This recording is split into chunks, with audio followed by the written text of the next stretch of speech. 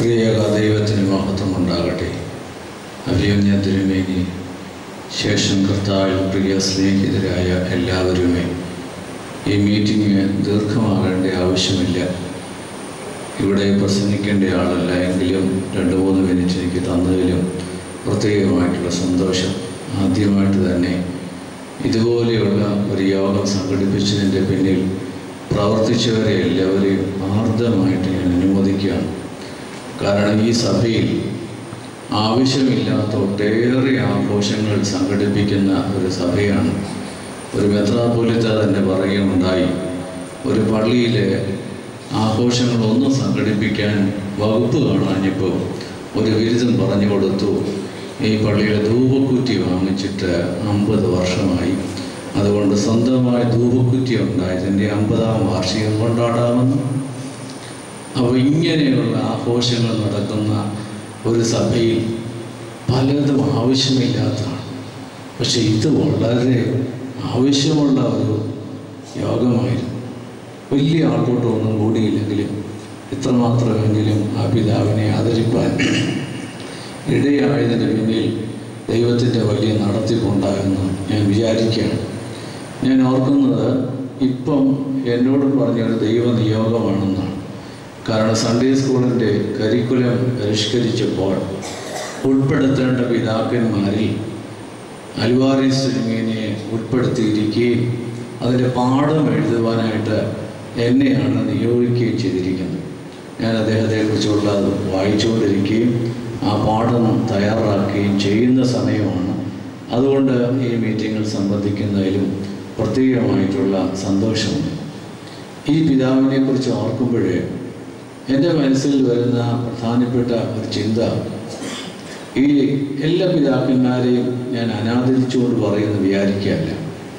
ഈ ലോകത്തിൽ പ്രവർത്തിച്ചതിന് പ്രതിഫലം ഏതെങ്കിലും വിധത്തിൽ കിട്ടിയിട്ടുണ്ടെങ്കിൽ അവരെ ഒത്തിരി അങ്ങോട്ട് പുകഴ്ത്തി പറയുന്നതിൽ അർത്ഥമുണ്ടെന്ന് വിചാരിക്കാത്ത ഒരാളാണ് ഞാൻ. ഇവിടെ ഒത്തിരി പേര് കഷ്ടപ്പെട്ടിട്ടുണ്ടായിരിക്കും. പക്ഷേ ഈ കഷ്ടപ്പാടുകൾക്കെല്ലാം ഈ ലോകത്തിൽ സ്ഥാനം കൊണ്ടും പദവി കൊണ്ടും ധനം കൊണ്ടും മാനം കൊണ്ടും പ്രതിഫലം ഇവിടെ വെച്ച് തന്നെ നമുക്ക് കിട്ടിയെങ്കിൽ നമ്മൾ പിന്നെ വലിയ കഷ്ടം സഹിച്ചെന്ന് പറയുന്നതിനകത്ത് വല്ല അർത്ഥമുണ്ടോ? അവിടെയാണ് ഈ പിതാവിൻ്റെ വലിയ മഹാത്മ്യം. അദ്ദേഹത്തിൻ്റെ ത്യാഗത്തിനും കഷ്ടപ്പാടിനും ഈ ലോകത്തിൽ പ്രതിഫലം ലഭിച്ചിട്ടില്ല. അത് ദൈവസന്നിധിയിൽ അദ്ദേഹത്തിന് ലഭിച്ചിട്ടുണ്ടെന്നുള്ള കാര്യത്തിൽ സംശയമില്ല. നമ്മുടെ സഭയുടെ പാരമ്പര്യത്തിലെ നമ്മൾ ആദരിക്കുന്ന പിതാക്കന്മാരുടെ പാരമ്പര്യം ഈ ലോകത്തിൽ സ്ഥാനവും മാനവും പദവിയും എല്ലാം തിരിച്ചു ലഭിച്ചവരെ അവരെ ചെറുതാക്കേണ്ട കാര്യമില്ലെങ്കിലും അവരെക്കാൾ അധികം ആദരിക്കപ്പെടേണ്ടതും ഓർക്കപ്പെടേണ്ടതും ത്യാഗത്തിന് ഈ ലോകത്തിൽ പ്രതിഫലം ലഭിക്കാതെ പോയ പിതാക്കന്മാരാണ്. ആ കൂട്ടത്തിലാണ് അൽവാരീസ് പിതാവ്. അതുകൊണ്ട് അദ്ദേഹത്തിൻ്റെ സ്മരണ വേണം. ത്യാഗത്തിനും കഷ്ടപ്പാടിനും ഒരു സ്ഥാനം കൊടുത്തുകൊണ്ടുള്ള ഒരു ശുശ്രൂഷയ്ക്ക് സഭയിൽ മുന്നോട്ടുള്ളൊരു പ്രേരണയായി തീരേണ്ടത്. ആ നിലയിലൊരു പ്രേരണ ലഭിക്കാൻ ഇതുപോലെയുള്ള മീറ്റിങ്ങുകൾ മുഖാന്തരമായി തീരട്ടെ എന്ന് പ്രാർത്ഥിച്ചുകൊണ്ട് എൻ്റെ എളിയ വാക്കുകളെ അവസാനിപ്പിക്കും. അൽവാരീസ് മാർ യൂലിയോസ് തിരുമേനി അഭിഷിക്തനായ പഴയ സെമിനാരി ചാപ്പലിൻ്റെ ചാപ്പലിനും സെമിനാരി അധ്യാപകനുമായ വന്യ ഡോക്ടർ യൂഹാന ബർബാച്ചൻ ആശംസാ സന്ദേശം നൽകുന്നു.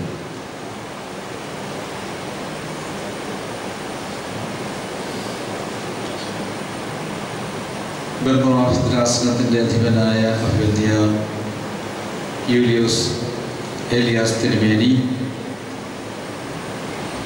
വൈദിക സെമിനാരി പ്രിൻസിപ്പൽ ബഹുമാനപ്പെട്ട ജേക്കബ് ഗിരിനച്ചൻ, ബഹുമാനപ്പെട്ട ഓ തോമസ് അച്ഛൻ, ഐസക് അച്ഛൻ, ഡേവിഡ് കാസ്റ്റ് അച്ഛൻ, മറ്റ് ബ്ലസ്സൻ അച്ഛൻ, മറ്റ് വൈദികരെ, ബഹുമാനപ്പെട്ട അച്ഛന്മാരെ, കന്യാസ്ത്രീകളെ, വിശ്വാസികളുടെ സമൂഹമേ, വളരെ അപ്രതീക്ഷിതമായിട്ടാണ്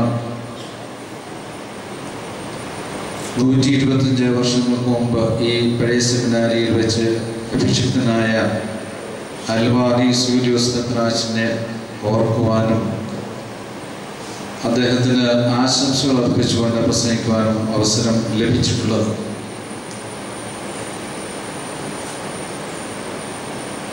ബഹുമാനപ്പെട്ട ജേക്കബ് അച്ഛൻ ഓർപ്പിച്ചതുപോലെ തദ്ദേശീയമായ ഒരു ക്രൈസ്തവ പാരമ്പര്യത്തിൻ്റെ സഭയുടെ ആവശ്യകത ഏറ്റവും അധികം ഇന്ന് ഭാരതത്തിൻ്റെ രാഷ്ട്രീയ പശ്ചാത്തലത്തിൽ ആവശ്യമായിരിക്കുന്ന ഒരു കാലഘട്ടമാണ്. പ്രത്യേകിച്ച് കേരളത്തിന് പുറത്തുള്ള സംസ്ഥാനങ്ങളിൽ പ്രവർത്തിക്കുന്ന മിഷണറിമാരെ കുറിച്ചും സഭകളെക്കുറിച്ചും ഇവിടുത്തെ ഹൈന്ദവ സഹോദരങ്ങളുടെ മുമ്പിലുള്ള ഏറ്റവും വലിയ ചിന്ത എന്ന് പറയുന്നത് ഏതെങ്കിലും പാശ്ചാത്യ രാജ്യങ്ങളുടെയോ അല്ലെങ്കിൽ പാശ്ചാത്യ സംസ്കാരത്തിൻ്റെയോ വാലായിട്ട് പ്രവർത്തിക്കുന്ന സഭകളായിട്ടാണ് കത്തോലിക്ക സഭയെയും പ്രൊട്ടസ്റ്റന്റ് സഭകളെയും അവർ കാണുന്നത്.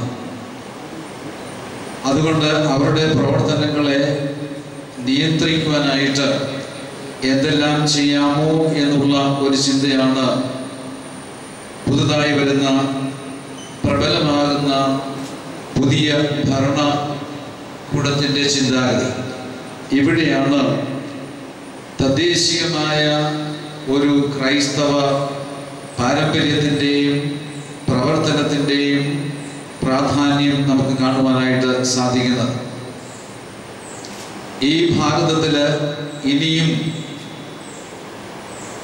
ക്രൈസ്തവ സന്ദേശവും സുവിശേഷവും ഒക്കെ പ്രചരിപ്പിക്കുവാനുള്ള വലിയ ഉത്തരവാദിത്വം ഈ തദ്ദേശീയമായ സഭയ്ക്കായിരിക്കും. അതിനുള്ള സാധ്യതകൾ കൂടുതൽ എന്നുള്ളത് മനസ്സിലാക്കി പ്രവർത്തിക്കുവാനുള്ള ഒരു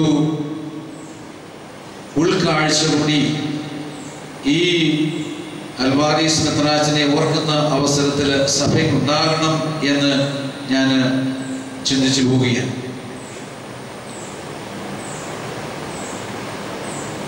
20 നൂറ്റാണ്ടുകളധികമായി ഭാരതത്തിൻ്റെ ഇവിടെ ഈ കോണിൽ സഭയിൽ പ്രവർത്തിച്ചിരുന്നു എങ്കിലും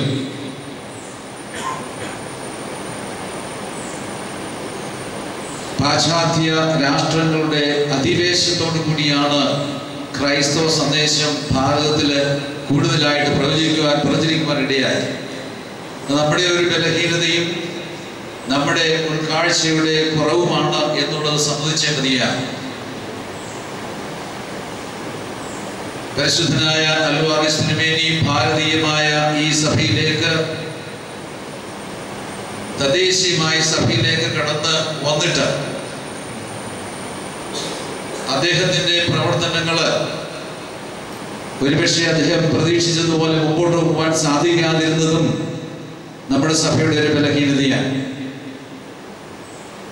ഇതേ ഒരു പ്രത്യേകമായ സാഹചര്യത്തിൽ ഈ സഭയിൽ നിന്ന് മാറി കത്തോലിക്ക സഭയിലേക്ക് പോയ ഈവാനിയോസ് തിരുമേനിക്ക് മാതൃസഭയിൽ നിന്ന് അവരുടെ സഭയിൽ നിന്ന് ലഭിച്ച വലിയ സഹകരണവും അതുപോലെ തന്നെ ഉത്തേജനവുമാണ് ഇന്ന് ഈ കേരളത്തിലെ ഒരു പ്രബല സഭയായിട്ട് മലങ്കര റീത്ത് പ്രസ്ഥാനത്തിന് വളരുവാനായിട്ട് സാധിച്ചത്. അതുപോലെ അൽവാരീസ് തിരുമേനിയെ സഹായിക്കുവാനോ അദ്ദേഹത്തോട് ചേർന്ന് പോകുവാനോ മലങ്കര സഭയ്ക്ക് സാധിച്ചില്ല എന്നുള്ളതും ഒരു ദുഃഖകരമായ സത്യമാണ്.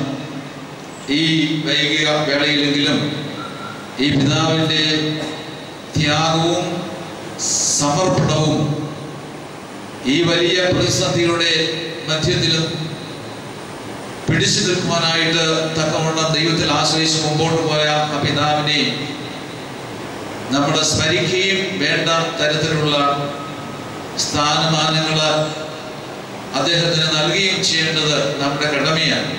നന്ദി എന്നുള്ളത് ഒരു ക്രിസ്തീയ വെർച്യുവാണല്ലോ. അദ്ദേഹത്തോട് നന്ദി കാണിക്കേണ്ടത് ഈ സഭയുടെ ഈ വളരെ വൈകിയ വേളയിലെങ്കിലും സഭയുടെ ഒരു വലിയ കടമയാണ്. ഇവിടെ പിതാക്കന്മാരൊക്കെ സൂചിച്ചതുപോലെ ഒരു പരിശുദ്ധനായിട്ട് പ്രഖ്യാപിക്കുവാൻ തക്കവണ്ണം ഈ സഭ അതിനു വേണ്ടിയുള്ള ക്രമീകരണങ്ങൾ എടുക്കുന്നത് നല്ലതായിരിക്കും.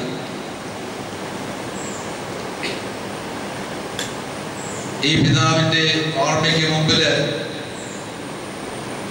ആദരാഞ്ജലികൾ അർപ്പിച്ചുകൊണ്ട് എനിക്ക് ലഭിച്ച അവസരത്തെ ഓർത്ത് നന്ദി അറിയിച്ചുകൊണ്ട് ഞാൻ എൻ്റെ വാക്കുകളെ ചുരുക്കുന്നു. ദൈവം നമ്മളെ അനുഗ്രഹിക്കും. മാണിക്യം പറഞ്ഞ മലങ്കര എന്ന തെറ്റായ വിമർശനത്തിൽ നിന്നും 1889 മാണിക്യത്തെ വീണ്ടെടുത്ത മലങ്കര എന്ന തിരിച്ചറിവ് മലങ്കര സഭയ്ക്ക് നൽകിയ 2000 പതിറ്റാണ്ട് ഗോവ സെന്റ് മേരീസ് ഇടവകയെ സേവിച്ച ശ്രേഷ്ഠ അജപാലൻ വന്ദനായ ടി ഐസക് അച്ഛൻ ആശംസാ സന്ദേശം നൽകുന്നു.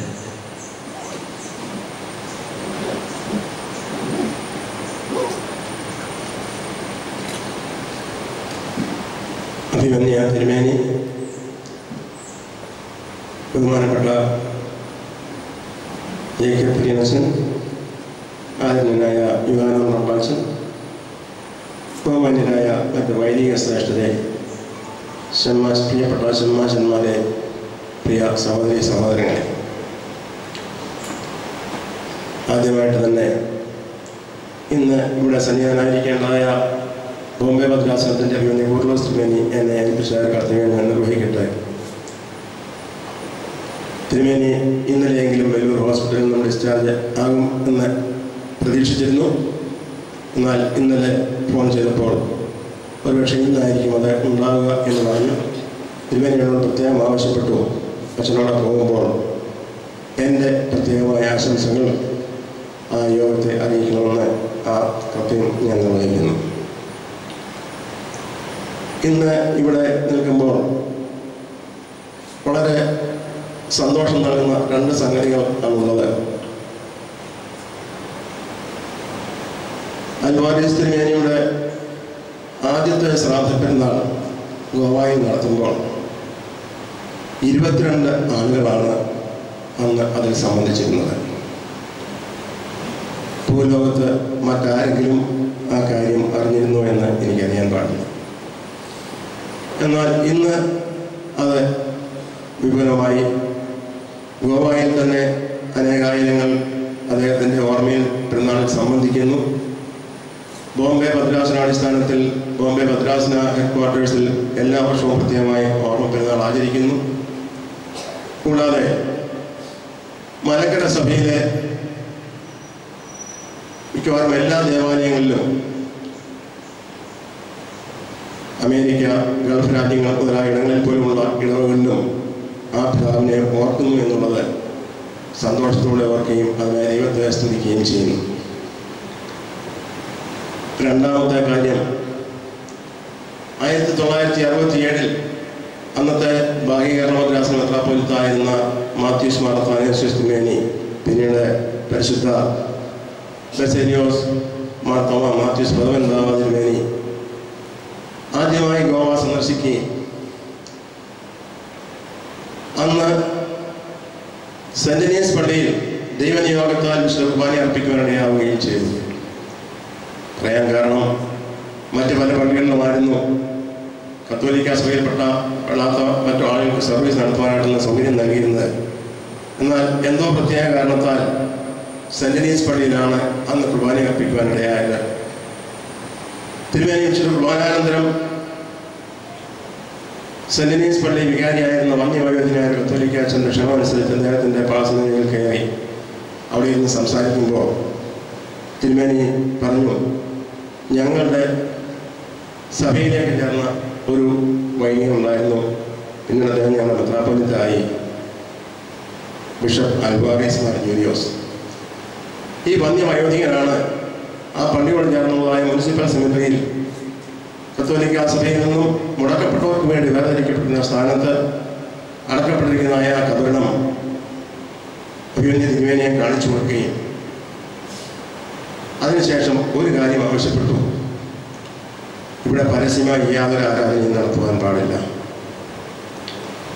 44 വർഷക്കാലം 1923 മുതൽ 1967 വരെയുള്ളതായ 44 വർഷക്കാലം മൺമറഞ്ഞു കിടന്നതായ ആ സത്യം അന്ന് ഉയർത്തെഴുന്നേറ്റുവെങ്കിലും മലങ്കര സഭാ മക്കൾക്ക് അവിടെ പോയി പ്രാർത്ഥിക്കുവാനുള്ളതായ സ്വാതന്ത്ര്യം അവിടെ ഉണ്ടായിരുന്നില്ല.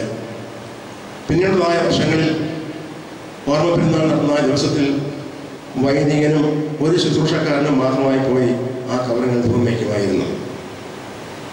1979 പരിശുദ്ധ ബസേലിയോസ് മാർത്തോമാ മാത്യൂസ് പ്രഥമൻ ബാവാതിരുമേനസിൻ്റെ കൽപ്പന പ്രകാരം ആ മുനിസിപ്പൽ സെമിട്രിയിൽ നിന്നും അൽവാരിയോസ് തിരുമേനിയുടെ തിരുശേഷിപ്പുകൾ നമ്മുടെ പള്ളിയിലേക്ക് ബോംബെ ഭദ്രാസന മെത്രാപ്പൊലീത്തനായ ഡോക്ടർ ഫിലിപ്പോസ് മാർ തെയോഫിലോസ് തിരുമേനസ് കൊണ്ട് മാറ്റി സ്ഥാപിച്ചു. വളരെ ഭയവും ആശങ്കയും ഉണ്ടായിരുന്ന ഒരു അവസരമായിരുന്നു അത്. ഭാഗ്യമായ പല തടസ്സങ്ങളും ഉണ്ടാകാമെന്ന് വിചാരിച്ചിരുന്നു. മാത്രമല്ല, ഈ തിരുശേഷിപ്പുകൾ നമ്മുടെ പള്ളിയിലേക്ക് മാറ്റി സ്ഥാപിക്കുവാൻ ഉള്ളതായ അപേക്ഷ മുനിസിപ്പാലിറ്റിക്ക് കൊടുത്തപ്പോൾ